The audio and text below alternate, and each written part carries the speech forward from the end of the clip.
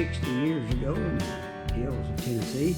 Some of my friends, I remember well, had these little water rockets. Now, I can't say that I ever had one. It wasn't that we were poor, but we just didn't always extravagantly buy everything that you felt like you had to have. But I remember seeing them. They had these little water rockets. They're about the size of a banana, torpedo shaped. And you'd mount that on this little pistol grip apparatus thing that really it was an air pump. And you'd pump that, you'd put about 1.5 ounces of water in that little rocket before you put it on that mounting device. Then you'd pump up that little air pump, and when you got about all the air you could in it, you'd pull the trigger and that little dude would shoot. Pretty impressive. Well, I'm older, got a couple of boys young. I said, boys, let's just build us one of those things, and I mean, we'll make one a water rocket on steroids. And that's exactly what we did. And in fact, I'll demonstrate this thing here in a little bit. But this thing will shoot. I won't say it'll shoot out of sight, but you'll think it's going to. I'll hook it up to an air tank when I get through, and probably ought to wear safety glasses, but quite impressive. Let me explain a couple of things here about it, and then we'll go up and we'll demonstrate. All right, now this here is our rocket. What I've done, I've taped on the front here, I think about 3 half-inch washers to give it a little bit more better balance. And this, like I say, is a standard 2-liter jug. As far as I know, the pitch is the same on all of them on your threads.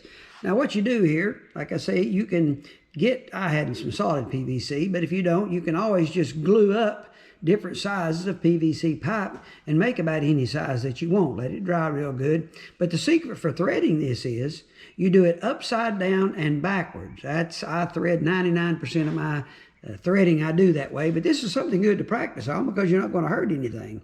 Good place to practice learning to make threads. Remember that. Grind your tool, thread it upside down and backwards.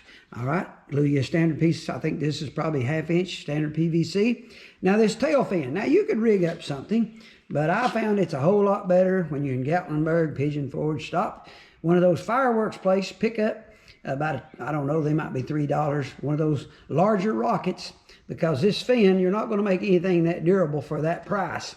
And then I turned this piece so I got a fit. It's almost perfect to start with. I even ground a little bit on the edge here so the thing would spin. That wouldn't be necessary. Then on the bottom down here, I've glued a larger piece on. That's where the pin goes in and holds it when you first pressurize this thing.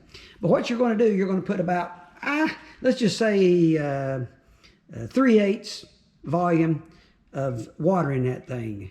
A little less than half full. You find out what works the best, and I'm going to put about 100 PSI. You wouldn't think that'll hold, but it sure will. Again, maybe you ought to wear your safety glasses. All right, our launching device here, what it is, we've got this rod, which will slide down over it, and that helps it get it started on its trajectory. I've got a little bit of a larger piece right here to kind of restrict the flow so you won't lose so much water when it first takes off. And then down here, our pin device, as you can see, we'll slide that on. Oh, let me do it. And then this goes out like that. Can you see it there? Yeah. And that's what holds it on when you pressurize it. Then we're hooked up. We'll go over here. We'll be hooked up to an air tank. And we've got a valve there that we can shut it off and then release it immediately. And of course, as soon as that pressure builds, you'll see the water will come squirting out. I've got an O-ring right down here to restrict it somewhat. Don't have to be perfect. It's a water rocket. And you pull that pin, and buddy, that dude will go for a ride. Let's go do it. Okay, here we are at Cape Canaveral. We're getting ready for a trial run. Well, Cape, Tennessee. Let's do it. You want to make sure you're clear quite a bit downwind. I put about 1/3. We're leaking out. We're going to go.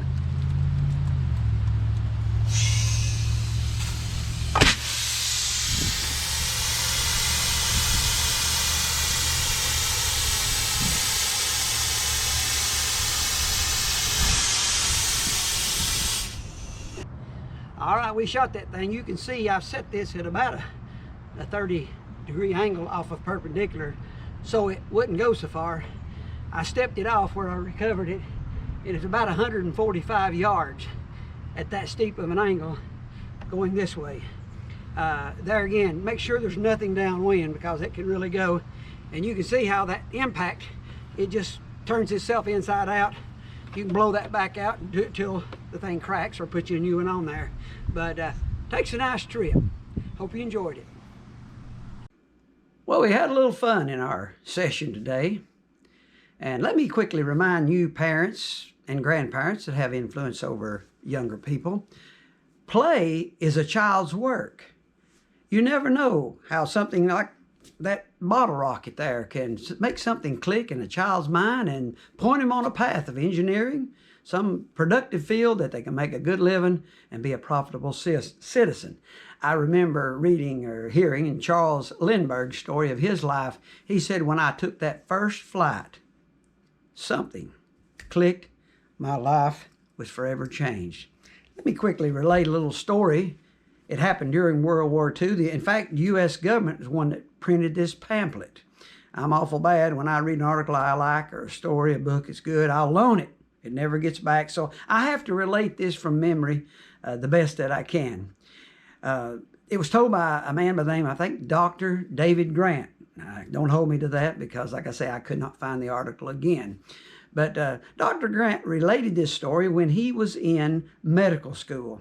He said we were in a lecture there with this noted, legendary physician that was teaching us. Maybe it was a hands-on something, some surgical technique. We was gathered around the table there, maybe 12 interns, bright young men, women. And he said he's lecturing. Right in the middle of that lecture, he stopped. He looked around. He said, now, gentlemen, let me say something. If anybody should be a believer in creation, he said it should be the doctor. He said, when you look at the human body and its complexity, he said it's kind of hard to believe in evolution. And he said, let me give you a little bit of advice here.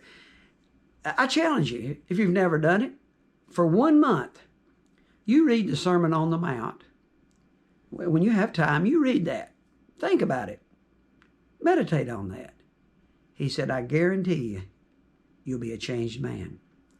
He said, let's get on with our work. Well, after we left, that bothered me because I'd always been sort of a skeptic, agnostic. I thought most educated people at that time were. But here's this leading, prominent figure, a strong believer in creation and God.